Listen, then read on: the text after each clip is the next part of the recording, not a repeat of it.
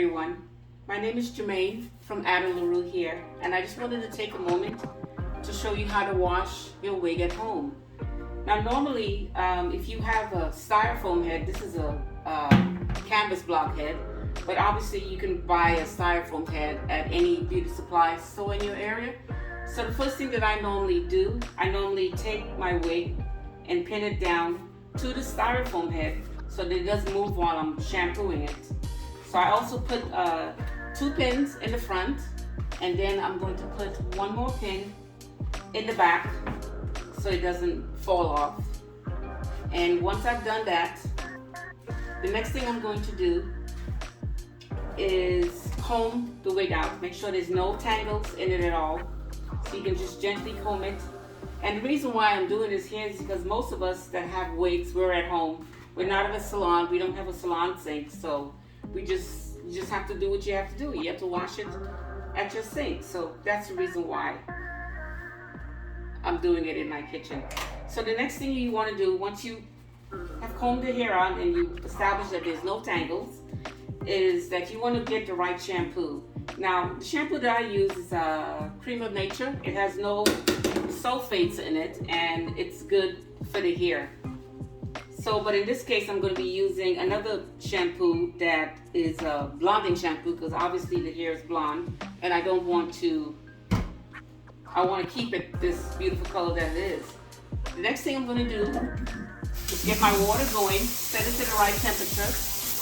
The best thing to do is to use not hot water and not cold water. This is an old thing, so not all the water will come out into the spray, but that's okay. And the next thing you want to do is take your wig, set it down into the sink, and just begin to saturate it with water until it's fully saturated. This is very easy to do. Okay, so once it's fully saturated, you want to shut the water off, and you want to take the shampoo, put it in your hand, rub it around a little bit, and then slowly add it to the hair. Now the thing that I always tell all of my clients is that when you are shampooing a wig, especially with the shampoo and the conditioner, you want to try to stay away from the part that has the lace, because the lace has hair that's hand tied, it's knotted, and if you put too much conditioner in there, it'll slip out. So you want to stay away from that. Now it looks like I did not wet this here a little bit more. So I'm going to go ahead and wet it a little bit more. It still seems a little dry underneath. Okay. So you want to gently massage the shampoo into the wig, into the hair.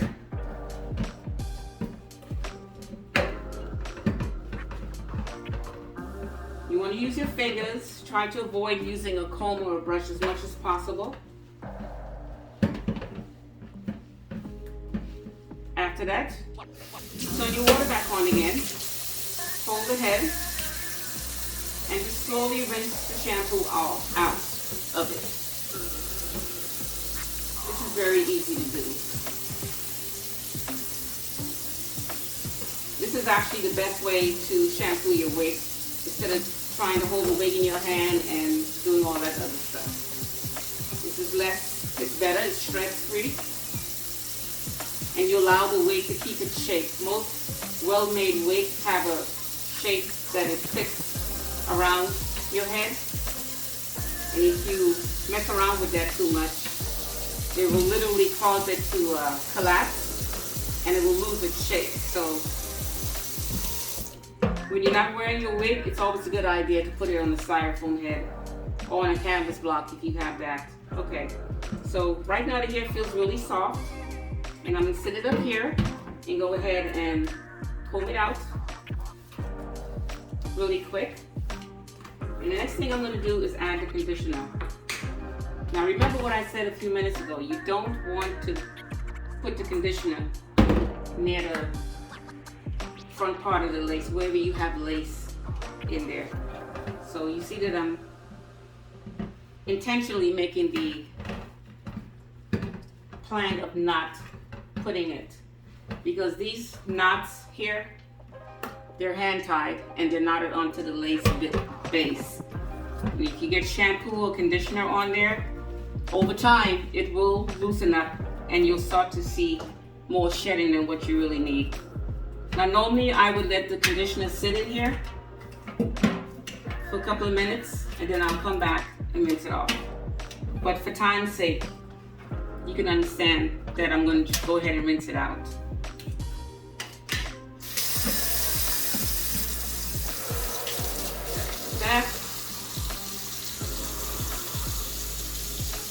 And if you're wondering, well, how often should I wash my wig? The rule of thumb for me and what I tell my clients is probably just once a week is good. If you wear your wig a lot, like if you wear it every day, you wear the same wig every day, you work out in your wig, something like that, once a week is good. If you don't wear it every day or you don't work out in it, then I would say like every 2 weeks. You have to understand that when a wig is not attached, when human hair is not attached to the head, it does not have the same amount of nutrients that's going to it. So it's going to be dry. So you want to avoid that. You want to avoid over drying out your wig. That's why you don't want to use hot water. You want to let it air dry. You don't want to use a lot of heating appliances to it because it will dry the hair out over time.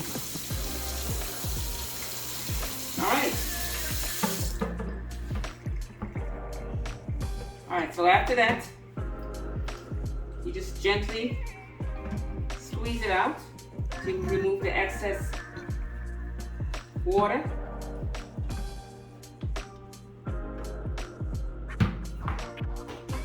Now this hair has a natural wave to it, so what I'll do is that I'll comb it out.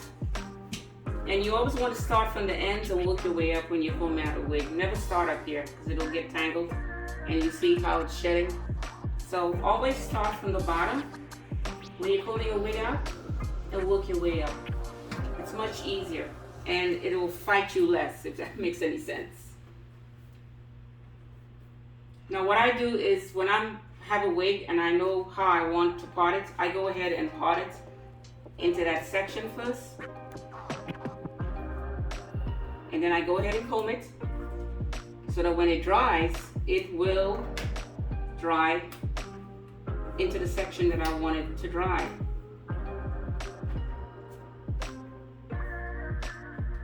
Alright, so once you have shampooed it, conditioned the hair, the next thing you want to do is get rid of the excess water. And I always recommend that you let your wig air dry, or if you are in a hurry and you want it to dry faster, you can have a blow dryer and put it on a low setting. So I'm going to remove the pins that I have on this canvas block head, because what I want to do is take the wig off of the canvas block head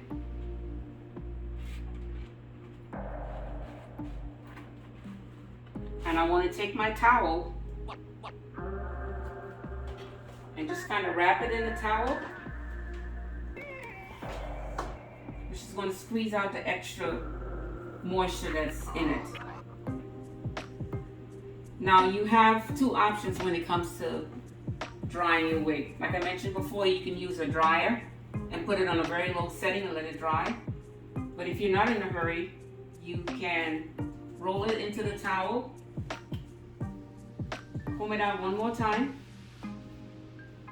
If it's wavy hair, I normally like to scrunch it. If it's straight hair, most hair, when you wet it, it'll wave up a little bit, and that's fine. But you can just scrunch it one more time to get the waves back, if that's how you're going to wear your wig. And you can just lay it like this on the towel. You know, put it aside someplace and let it dry like this overnight.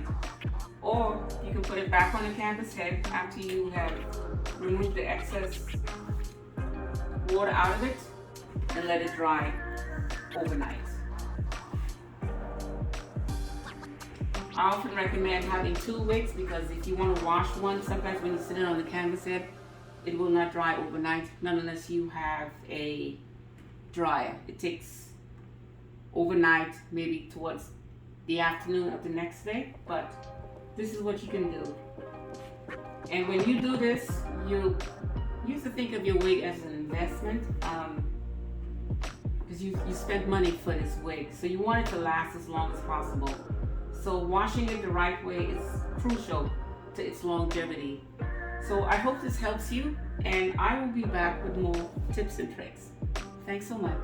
Bye-bye.